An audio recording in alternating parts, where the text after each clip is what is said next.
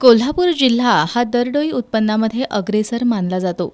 पश्चिम महाराष्ट्राचे केंद्र आणि कोकण त्याचबरोबर कर्नाटककडे जाणारा मार्ग यामुळे कोल्हापूरला विशेष महत्त्व आहे. परिणामी या ठिकाणच्या रिअल इस्टेटमध्येही गुंतवणूक वाढतेय.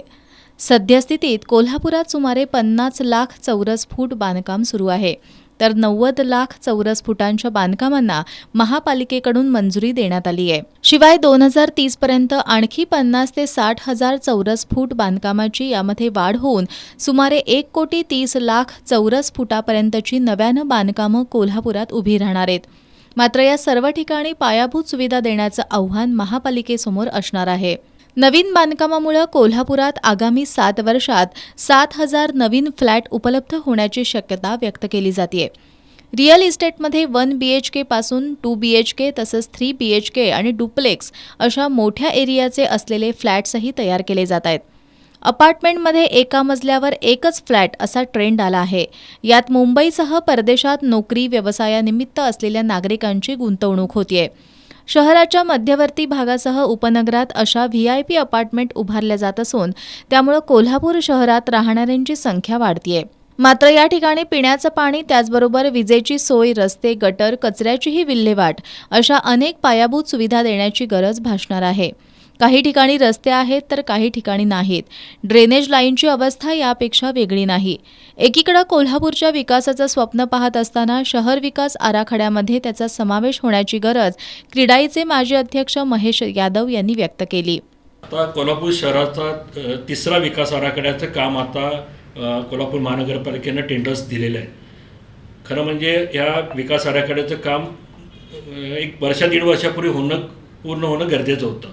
पण त्यामध्ये देखील आज दुसऱ्या विकास आराखड्यामध्ये ज्या काही गोष्टी रिझर्वेशन ठेवलेल्या आहेत, प्लेग्राऊंड असेल किंवा बगीचा असेल किंवा इतर काही गोष्टी असतील, ह्या आज पूर्णपणे डेव्हलप झालेल्या नाही आहेत. आज आपण तिसरा विकास आराखड्याच्या गोष्टी करतो. मग त्या तिसऱ्या विकास आराखड्याच्या गोष्टीमध्ये माझं स्वतःचं वैयक्तिक मत आहे की पार्किंग आज कोल्हापूर शहरामध्ये भेडसावत असणारा पार्किंगचे लॉट्स जेवढे काही आपल्याला तिथं रिझर्व करता येतील तेवढे रिझर्व केले. कोल्हापूर नगरपालिकेची महानगरपालिका झाली, मात्र कोल्हापूर शहराचं क्षेत्र आहे तितकंच आहे. त्यामुळे नव्या बांधकामांना गती द्यायची असेल तर हद्दवाढ होण्याची गरज व्यक्त होतीये. शहराची हद्दवाढ झाली नसल्यानं आहे त्या क्षेत्रातच इमारतीची बांधकामं सुरू आहेत.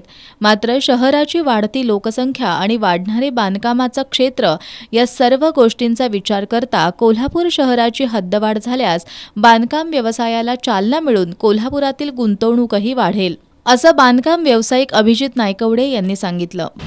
आणि जर आता बांधकाम व्यवसायाला जर चालना द्यायची असेल तर हद्दवाढ करणे हा पर्याय आहे. हद्दवाढ झाल्यास पायाभूत सुविधांचा तिथं जो अभाव असणार आहे तो पूर्ण होईल, लोकांच्या गरजा भागतील. कारण आता कोल्हापूरचं तसं बघायला तर दरडोई उत्पन्न जास्त आहे, पण शहरांतर्गत ज्या काही वस्ती आहेत त्यांना आज राहण्यासाठी क्षेत्र कमी पडते. ह्याच्यासाठी काही लोक उपनगरात जातात, पण उपनगरात काही गोष्टी आपल्याला मिळत नाही. मग हे जर हद्दवाढ झाली आणि जर कोल्हापूर महानगरपालिकेच्या अखत्यारात जर ही उपनगर आली तर मला वाटते की सगळे प्रश्न सुटू शकतात. परराज्यातून किंवा परजिल्ह्यातून अनेक नागरिक नोकरी व्यवसायानिमित्त कोल्हापुरात वास्तव्याला आहेत. काहींनी तर घरांची खरेदीही केली आहे, तर काहींनी केवळ गुंतवणूक म्हणून घरांची खरेदी केली.